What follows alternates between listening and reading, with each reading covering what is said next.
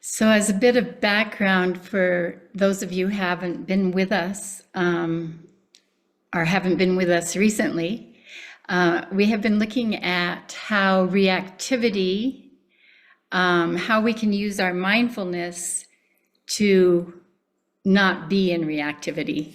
And here we are in a world that is just absolutely full of reactivity right now. And so we've been really focusing our practice to be able to take the middle way and not be caught in all the oppositions that are taking place.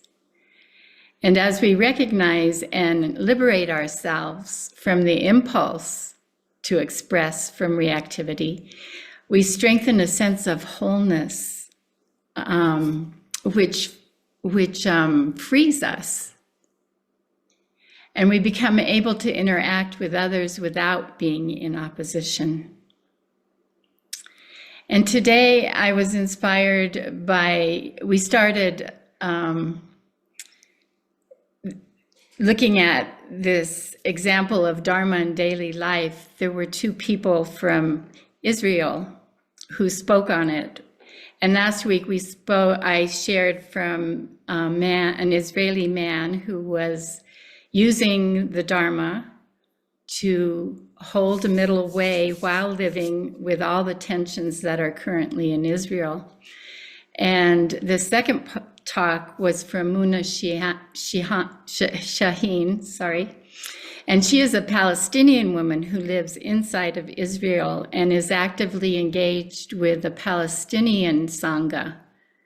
And so her whole group lives inside of Israel and are working hard to uphold the teachings and to express love and peace in the midst of what they're going through.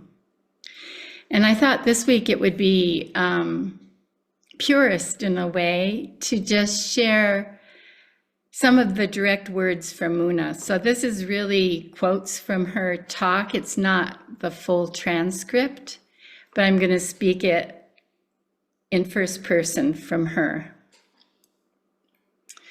She says, "My heart stands in love beyond all definitions. I am not choosing one side over the other. I stand with all who are choosing love and peace. This is the most important thing that we can do right now, though it is really difficult.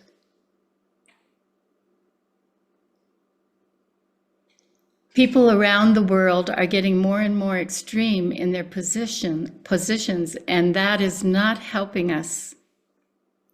And she calls this the football syndrome, taking sides and being for one side against the other.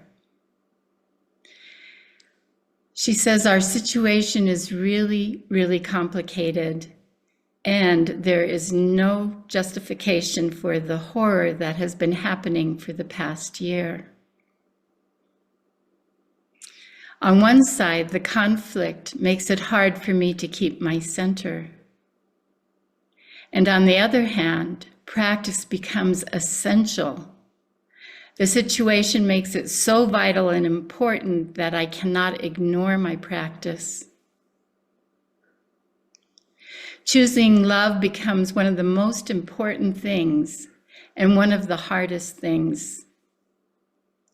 Love is not taken for granted, as it is common to wake up with hatred and judgment and desire for revenge.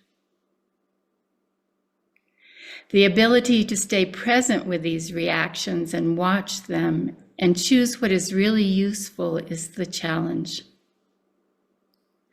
I want to choose what serves my family and what serves humanity as a whole. Within my Palestinian Sangha, we struggle to bring forward the voice of love and keep to the teachings because the circumstances make it really difficult not to hate, not to wish revenge. And yet we know these reactions are not taking us anywhere we want to go. It requires sincere practice to find a way to choose peace, to choose love. Peace and love are starting to seem like hollow words that have no meaning because they feel powerless in a way. It can feel more powerful to say things that seem just and right. And this is the trick here, how to aim for justice, aim for our human rights, and still hold to the practice. This is very tricky. It is not enough to keep positive feelings, which is a lot, but the situation requires positive actions.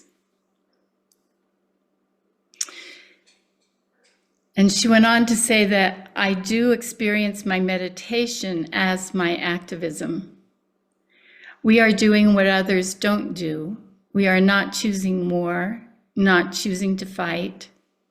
We're choosing to put less anger and fire into what is happening. Moving out of the buzz and keeping my sanity is big activism.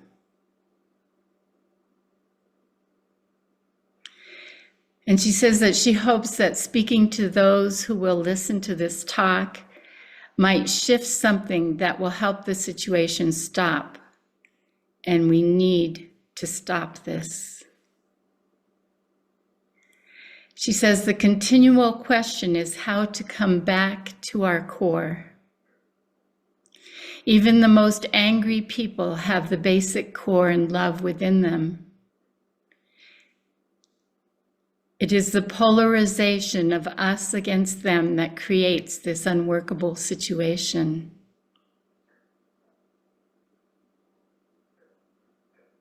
And she says, I notice a gap between the place where we talk about love, peace, clarity, and our oneness, and the place where we move into action. It is important and challenging to keep the link happening between our ideals and what we actually do and say.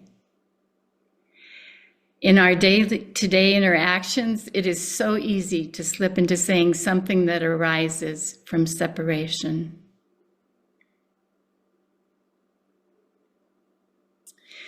And then she says, the truth of unity is true for everyone, really. The hardest work that we're being asked to do right now is to choose daily actions and small deeds connected with the ideal that we wish to manifest in the world. We are asked to choose truth without compromise. And she admits that it's hard to be sitting there with Stephen, who is the man also lives in Israel. She says it's hard to be sitting with him, a Jewish man. But she says, I am here because we can only reach peace together. There's no way unity can be found separately. Those of us living in Israel, Palestine, need those witnessing our situation from the outside to hold this truth for us and with us to make the unity possible. We can only reach peace together.